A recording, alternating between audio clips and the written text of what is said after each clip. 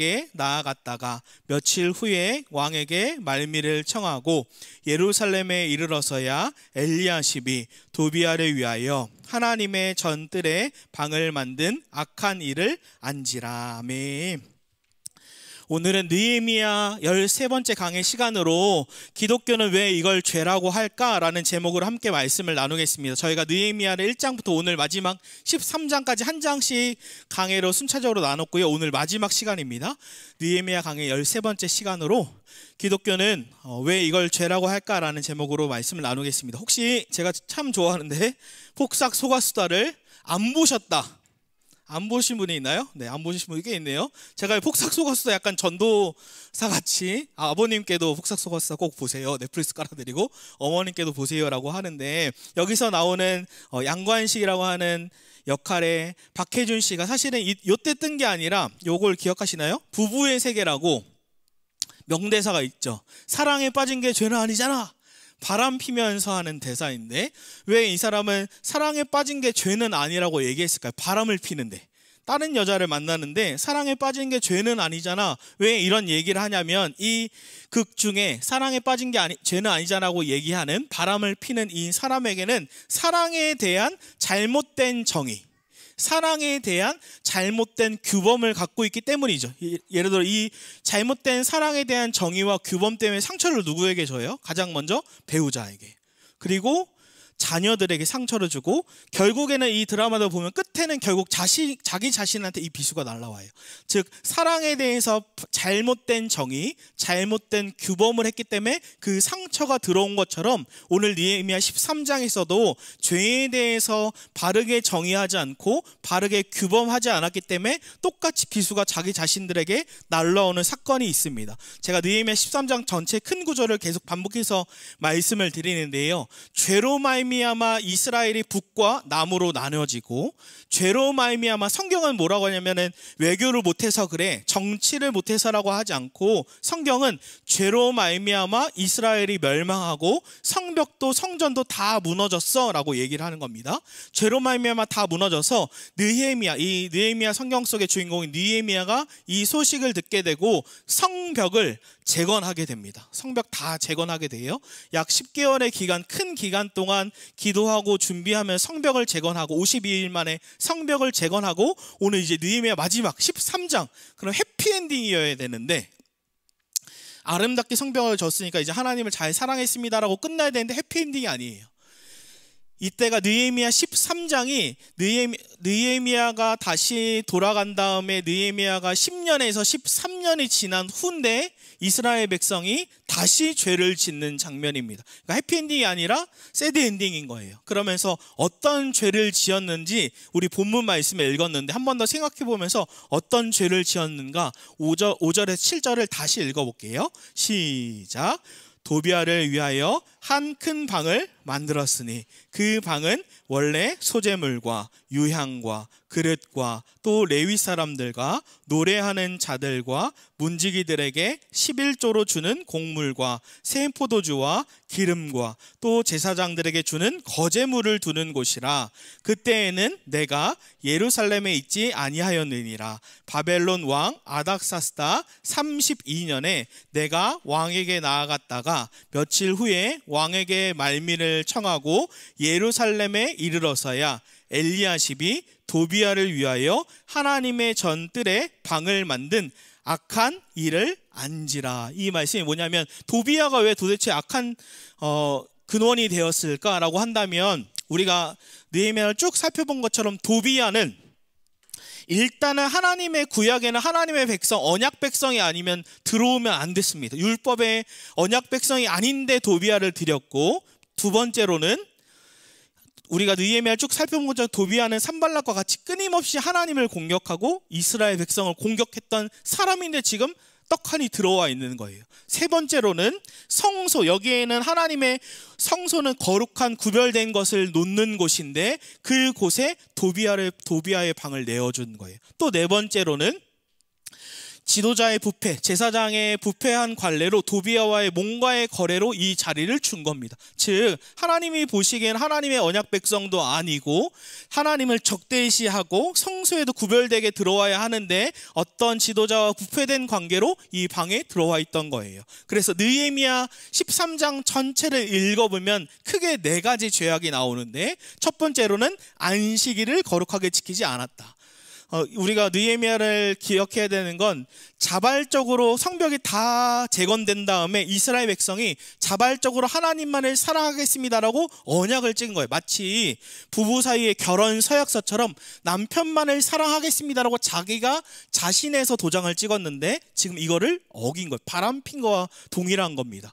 안식일을 지키지 않았고 11조, 우리가 성경을 읽었던 하나님의 11조를 드리지 않았고, 세 번째로는 이방인과 통혼, 이방인과 통혼하지 않겠습니다, 결혼하지 않겠습니다, 우상 숭배하지 않겠습니다라는 죄를 졌고, 또 도비아를 데리고 온 거예요. 근데 이런 질문을 할 수 있어요. 왜 성경은 이거를 죄라고 할까? 성경은 도대체 안식일 좀 어기고 어디 갈 수 있죠. 돈은 내가 번 돈인데 왜 11조를 내야 하는가? 이방인과 왜 결혼하면 안 되는가? 도비아를 왜 데리고 오면 안 되는가? 라는 질문을 할 수 있는 겁니다. 여기서 중요한 게 기독교가 말하는 죄에 대한 정의와 규범이 다르고 세상이 말하는 죄에 대한 규범과 정의가 다른 겁니다. 예를 들어 세상은 마약을 하면 범죄에 끌려가고 살인을 하면 죽지만 죄가 되지만, 기독교가 말하는 죄의 정의와 규범은 더 높은 수준인 거죠. 그러면 기독교가 말하는 죄의 정의와 뿌리가 무엇인가? 갈라디아서의 죄에 대해서 쭉 열거합니다. 그거를 존 파이퍼 목사님이 죄의 4가지 영역으로 잘 구분해 줬어요. 죄가, 기독교에 말하는 죄가 무엇인가? 첫 번째는 성적인 죄입니다. 음행하고 더럽고 호색하는 것. 물론 성경이 말하는 성은 부부 안에서, 그리스도 안에서 아름다운 것이라고 얘기해요. 하지만 그걸 떠나게 될 때, 음행할 때, 더러운 것 할 때, 호색할 때 그것은 죄가 된다라고 얘기해요. 두 번째 영역으로는 종교적인 죄. 하나님 외에 다른 우상을 섬기고 주술하고 점치는 걸 죄라고 합니다. 그리고 세 번째로는 인간관계의 죄입니다. 원수 맺고 분쟁하고 시기, 분냄, 당, 분열, 이단. 그래서 관계로부터 오는 죄. 네 번째, 마지막은 방탕한 죄입니다. 투기하고 술 취하고 방탕한 죄. 여기서 중요한 것은 갈라디아서 이 죄를 쭉 열거하고 4가지 영역으로 나눴지만 이거는 죄에 대한 규범과도 같아요. 쭉 열거되어 있는 건데 이걸 아무리 열매를 없애도 어떻게 돼요? 다시 열매를 맺게 돼요. 마치 저 뒤에 보시겠어요? 저 뒤에 나무가 있는데 겨울에 이 나무가 추워서 다 잎이 떨어졌어요. 저희가 잘 관리해줬거든요. 그때 이번에 봄에 다시 저렇게 다 피는 거예요. 뭘 얘기해요? 아무리 만약에 악한 열매라도 이걸 제거하고 제거해도 어떻게 돼요? 다시 열매를 맺게 됩니다.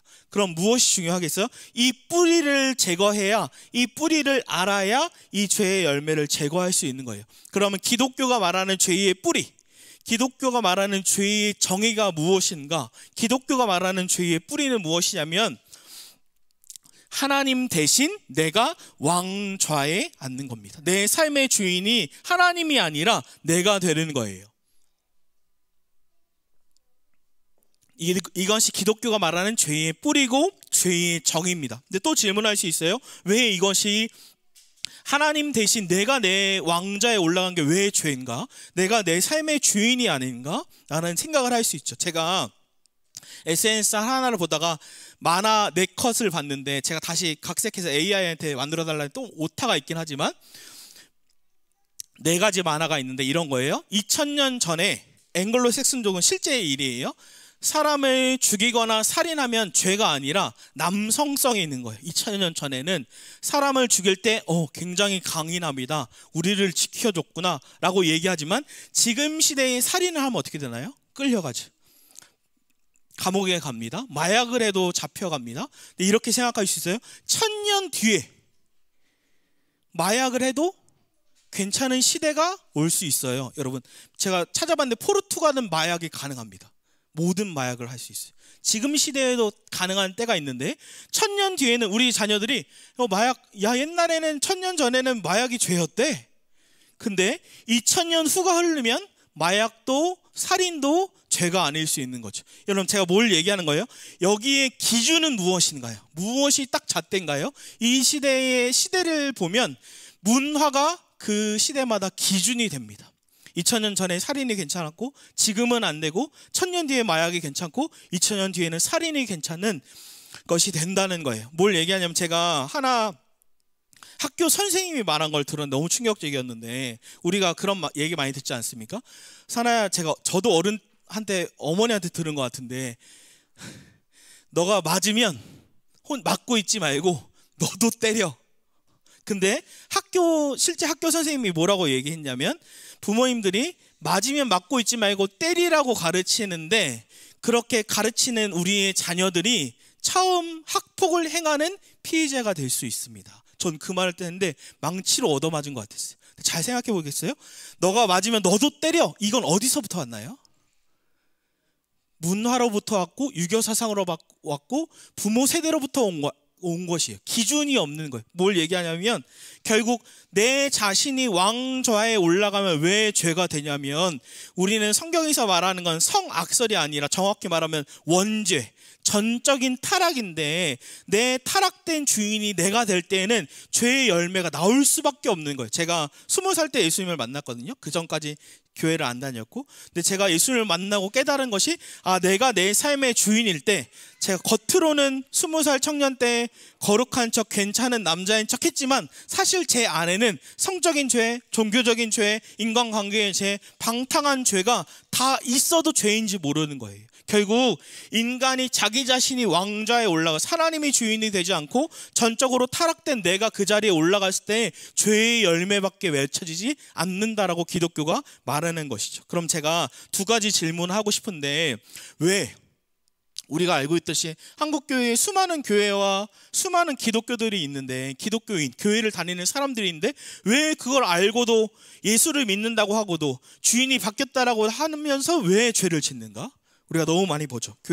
대형 교회를 다니고 열심히 교회를 다니는데 세상 사람보다 더 못하는 경우가 있어요. 또 두 번째, 그러면 어떻게 이 죄의 문제, 근원적인 문제를 어떻게 해결할 수 있는가? 이 두 가지를 나누고 싶어요. 첫 번째로는, 왜 기독교인들이 예수를 믿는다면서, 주인이 바뀌었다고 하면서 왜 도대체 죄를 짓는가?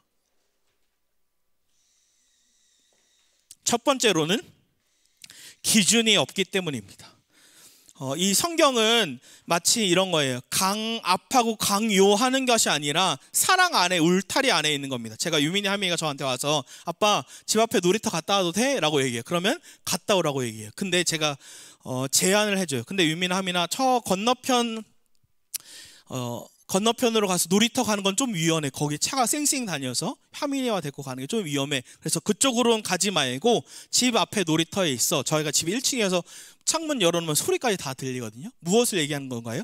제가 유민이 하민에게 강압하고 억제하는 것이 아니라, 그것은 사랑의 울타리 안에서 이게 안전하니까 여기까지 있어 라고 얘기하는 거죠. 성경은 우리에게 사실 이게 진짜 행복한 삶이야, 이게 안전한 거야 라고 성경의 기준을 얘기하는 건데, 기독교인조차 성경의 기준이 되지 않고 문화, 세상으로부터 오는 것, 성경은 맞으면 반대뺨을 대라고 하는데, 우리는 아니야, 너가 맞으면 너도 때려, 그러면 너가 피의자가 될 수 있어, 학폭이 될 수 있어 라고 얘기하는 것처럼, 우리의 기준이 크리스천도 성경이 아니기 때문이죠. 근데 문제가 되는 건, 좋아요 목사님 성경의 기준으로 살겠습니다 라고 하는데, 제가 성경을 더 연구하려고 에스라 성경신학대학원에 갔는데, 목사님들마다 성경을 저희가 막 점심 먹을 때도 얘기하고 쉬는 시간 얘기하고 1년 동안 기숙하면서 얘기했는데, 성경 얘기만 토론하고 엄청 하는 거예요. 그러다가 술에 대한 이슈가 나왔어요. 그러면서 이것이 술 먹는 게 죄다, 목사님들 중에는 또 술 먹는 게 죄가 아니다라는 의견도 있어요. 그래서 막 토론하는 거예요. 근데 웃긴 건, 그 목사님들이 술에 대한 이슈를 나눌 때에 다 기준이 뭐였냐면 다 성경이었어요. 우린 다 성경으로 해석했는데, 누군가는 술을 마셔도 된다고 얘기하고 누군가는 술을 마시면 안 된다고 얘기해요. 그러면 그 다음 두 번째 기준을 해야 하는데, 그 두 번째 기준이, 그것이 예를 들어 술 마시는 거면 그게 나에게, 사람들에게 덕이 되는가? 실족하지 않게 하는가? 마치 이런 거예요. 제가 개척교회 목사인데 포르쉐를 탈 수 있죠? 눈빛들이 너가 뭘 포르쉐를 타 이런 눈빛 같은데, 제가 골프를 월요일날 쉬는 날 월요일날 골프를 치고 다닐 수 있죠. 근데 제가 포르쉐를 타고 다니고, 제 차도 별로 좋아하지도 않은데 골프를 치고 다니면 누군가는 저에게 실족할 겁니다. 그 돈을 다 어디다 쓰는 건가? 저 사람은 진짜 하나님 나라에 헌신된 게 맞는가? 그건 죄 자체가 아닌데 제가 누군가에게 덕이 되지 않을 수 있는 거예요. 뭘 얘기하냐면, 제가 예를 들어 술을 마시면 안 됩니다라고 설교하면서, 근데 머릿속으로는 괜찮은 건 죄가 아니야 라고 집에서 홀짝홀짝 맥주를 마셔요. 마신다는 게 아니야, 안 마셔요. 만약에. 근데 유민이 하민이가 그걸 슬쩍 와서 봐. 그럼 어떡할까요? 유민이 하민이는 실족할 거예요. 그리고 어느 순간 커서 얘기할 거예요. 나눔할 때, 청년부 이제 청년이 돼서 나눔할 때 얘기하는 거예요. 우리 아빠가 목사인데 술을 마셔.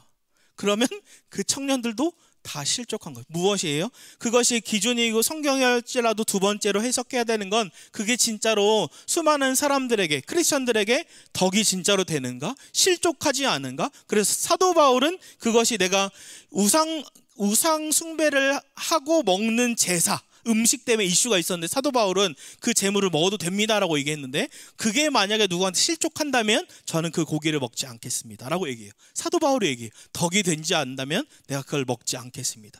제가 사실은 이 설교 준비하면서 이 외를 더 깊이 나누고 싶었어요. 근데 제가 다 준비한 다음에 잘랐어요. 저는 이 다음 걸 더 깊이 나누고 싶어요. 그러면 이 근원적인 죄의 문제를 어떻게 해결할 것인가? 어떻게 해결할 것인가? 제가 많이 듣는 얘기 중에, 어떻게 하나님이 사랑의 하나님이라면서 지옥이 있을 수 있습니까? 라는 질문을 꽤 받았어요. 하나님은 사랑이시라면서요. 근데 놀랍게도 예수님이 지옥에 대해 설교를 몇 번 하신 줄 아나요? 지옥에 대해서 직접적으로 간접적으로 설교하신 것이 30번입니다. 이상 돼요. 31번에서 35번 정도 돼요. 즉 예수님은 지옥에 대해서 설교하셨어요. 그러면서 우리가 오해하고 있는 건, 하나님은 사랑의 하나님이시다가 맞아요. 근데 반쪽만 아는 거예요. 하나님은 사랑의 하나님이야 라고 반쪽만 아는 거예요. 하나님은 동시에 공의의 하나님입니다. 이 두 가지가 공존하세요. 그러니까 사랑의 하나님이시면서 동시에 죄에 대해서는 반드시 심판해야만 하는 것이 하나님의 성품이에요. 근데 여기서 문제가 돼요. 그러면 어떻게 사랑과 공의를 동시에 행할 수 있는가? 어떻게 사랑과 공의가 공존할 수 있는가? 제가 이거 설교 안 하려고 뺐는데, 최근에 SNS에 한 어린아이, 한 유민이 하민이만한 더 어린아이 같은데 이걸 보셨나요? 빵가게에서 빵에 있는데 혓바닥을 내밀어서, 보셨어요? 이렇게 내밀어서 빵을 사지 않았는데 이게 되어 있는 거를, 빵을 혓바닥을 댄 거예요. 그래서 엄청난 이슈가 됐어요. 아이가 이거 누가 사갔을 거 아니에요. 혓바닥 댔는데. 근데 더 이슈가 된 건, 그 부모님이, 제가 전체를 자세히 보진 않았지만 그 부모님이 SNS에 뭐라고 하냐면, 우리 자녀가, 애가 그럴 수 있지, 왜 너네가 뭐라고 욕해? 근데 그 부모의 문제는 뭐예요? 사랑은 있었지만 제대로 된 공의가 없었던 거예요. 제가 만약에 부모였으면 잘못한 건 잘못했다고 가르쳐야죠. 유민아민아, 너네가 이렇게 했니라고 확인하고, 이게 이렇게 했으면 이건 남이 사갈 수 있는 거야, 이건 굉장히 잘못된 거야. 그래서 그 사장님께도 또 혹시 이걸 사간 사람이 있다면 저희가 피해를 보상하겠습니다라고 하고, SNS에도 얘기한다면 제가 부모로 잘 지도하지 못하고 잘 보지 못해서 죄송합니다, 아이를 잘 교육해서 하도록 하겠습니다. 여러분 생각해 보세요. 남의 자녀가 욕하고 학생들이 술 먹고 담배 피는데 얘기 안 할 수도 있죠. 남들이, 초등학생 애들이 욕하잖아요. 저는 얘기해 주긴 합니다. 욕하지 마. 근데 그냥 지나가기도 하죠. 왜요? 사랑하지는 않으니까요. 내 아이를 진짜로 사랑한다면 반드시 벌하기도 해야 되는 거죠. 그럼 어떻게 사랑과 공의가 공존할 수 있는가? 이 사랑과 공의가 공존하는 것이 십자가예요. 마치 이런 거예요. 장사나가 원죄로 말미암아 십자가에서 심판을 받아야 돼요. 하나님의 성품은 공의의 하나님이니까. 근데 우리를 사랑하시잖아요. 그래서 우리를 이렇게 내려놓는 거예요. 그 다음에 아들이신 예수님을 이 십자가 위에, 죄가 없는데 대신해서 올려놓으셔서 대신 심판을 받는 거예요. 공의와 사랑이 공존해야 되니까. 제가 이 드라마 안 보신 분도 있는데 죄송해요. 이 드라마 제목이 뭐죠? 폭삭 소가수다에서 양관식이 자기의 딸, 아이유 역할의 딸을 이제 시집을 보내야 될 때 예비 사위가 왔을 때 뭐라고 얘기하나요? 내가 너에게 나의 천국을 준다. 나의 전부를 주는 거예요. 제가 딸을 안 가져서 뭔 마음이 잘 이해 못하겠어요. 나의 천국을 준다. 근데 아빠들은 그랬어요. 나의 천국을 준다. 근데 아닌 아빠가 있을 수 있지만 제가 뭘 얘기하고 싶으냐면 하나님이 아들 예수님을 내어줄 때 그냥 예수님 내어줬구나 라는 게 아니에요. 하나님 입장에서 아들 예수님을 내어줄 때에는 우리에게 천국을 내어준 거고 우리에게 모든 걸 내어준 거예요. 그게 성경에 있어요. 우리 한번 읽어볼까요? 로마서 8장 32절 시작. 자기 아들을 아끼지 아니하시고 우리 모든 사람을 위하여 내주신 이가 어찌 그 아들과 함께 모든 것을 우리에게 주시지 아니하겠느냐. 그러니까 아들이신 예수 그리스도를 내어준다는 건 하나님 입장에서는 자기의 모든 것, 자기의 천국을 내어준 거고 자기의 전부를 내어준 거예요. 왜요? 우리를 사랑하셔서 반드시 심판해야 되지만 그 심판을 대신 예수님이 받으신 거죠. 그래서 자리를 맞바꾼 거예요. 이렇게 된 거예요. 우리가 원래 원죄로 말미암아 전적인 부패로 말미암아 지옥의 심판을 반드시 받아야 하는데 어떻게 바꾼 거예요? 우리를 천국으로 자리를 바꾼 거예요. 사랑하시니까. 근데 공의의 하나님이기 때문에 아들 예수님을 원래 하나님의 영광을 가지고 있고 하늘에 계신 예수 그리스도가 이 땅에 오셔서 대신해서 지옥의 심판을 경험하신 거예요. 왜요? 하나님은 공의의 하나님이시니까. 그래서 오늘 키 메시지는 이거예요. 왕이 나와 자리를 바꾸셨다. 우리 따라해 볼까요? 왕이 나와 자리를 바꾸셨다. 왕이 나와 자리를 바꾸셨다. 내가 어떤 나인가요? 내가 왕좌에 올라갔던 반역한 죄인이고 내가 심판을 받아야 하는 건데 이 자리를 그리스도께서 대신 바꾸신 거예요. 이걸 왜 알아야 되는 거? 왕이 나와 자리를 바꾼 걸 왜 알아야 되는가? 제가 중고등부 사역할 때 한 고등부 친구가 저한테 질문하는 거예요. 목사님, 그때 전도사였으니까 전도사님, 제가 전도사님도 예수님 열심히 믿고 저도 열심히 만약에 예수님을 믿는다면 그 친구는 하나님을 알고 싶은데 잘 알아지지 않는 친구였어요. 예배를 부모님 때문에 다니지만 하나님을 모르겠는 거. 근데 저한테 카페에 와서 1대1로 질문하는 거예요. 전도사님, 천국과 그렇게 열심히 믿으셨는데 천국과 지옥이 없으면 어떡해요? 근데 제가 야, 천국 무조건 믿어야지 이렇게 얘기했을까요? 그렇게 얘기하지 않았어요. 제가 전사님, 천국과 지옥이 없으면 어떻게 해요? 라고 했을 때 제가 이렇게 얘기했어요. 없으면 땡큐지. 천국과 지옥이 없으면 땡큐지. 왜냐하면 지옥에 갈 사람도 없고 나 지금 너무 행복한데 열심히 했는데 하나님이 없었어. 그럼 무로 돌아가. 아무것도 없는 걸로 돌아가. 그럼 땡큐지. 다 끝이니까. 그런데 반대로 예수님이 설교했듯이 성경에 기록됐듯이 또 전사님이 믿는 바대로 만약에 천국과 지옥이 있으면 어떡해?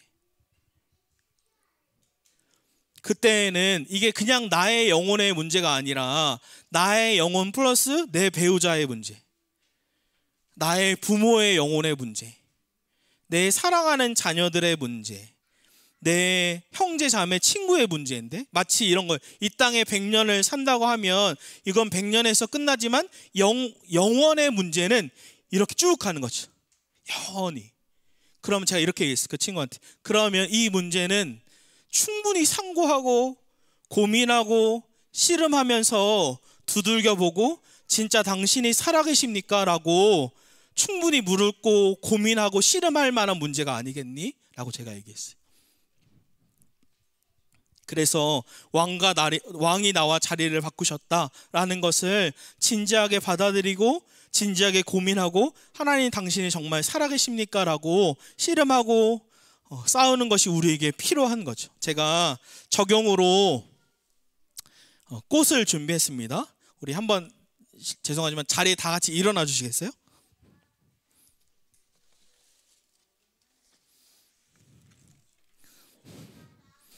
네, 어린이 것까지는 준비를 못했어요. 저에게 나와 주셔서 펜하고 이걸 받아가 주십시오. 다 나오십시오. 한 번씩 받아가세요. 미션이 있습니다. 어린아이들은 죄송해요. 어른들 거밖에 준비를 못했어요. 어린이는 어린이 예배 때 제가 준비했습니다. 네. 하나씩 주세요. 하나씩 주세요. 감사합니다. 하나씩 주세요. 하나씩 주세요. 꽃이랑.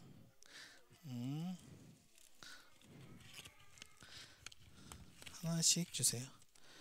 꽃이랑 하나씩 주세요. 꽃이랑 하나씩 주세요. 꽃이랑 하나씩 주세요. 아이고, 감사합니다. 거기다가 이제 됐습니다. 감사합니다. 거기다 뭘 쓸 거냐면 성경, 예수님, 하나님, 성령님 그거 쓰시면 안 돼요. 거기다가 자기가 중요하다라고 생각하는 걸 써주시면 좋겠습니다. 저는 목회를 적었어요. 누군가한테는 돈일 수 있고, 누구한테는 어떤 진급일 수 있고, 누구한테는 건강일 수도 있고, 예수님, 하나님, 성령님 쓰지 말고 그 외에 자기가 중요하게 생각하는 것, 자녀일 수 있고,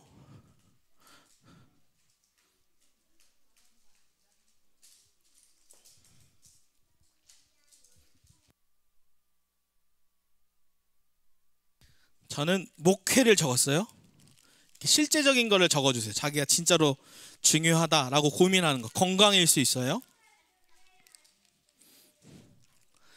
그리고 이거를 여러분 최선을 다해서 죽이지 마시고 물을 잘 머금고 잘 키워주십시오. 제가 이걸 왜 드렸냐면 이 꽃이 결국에 아무리 열심히 보호하고 지켜도 시들 거예요.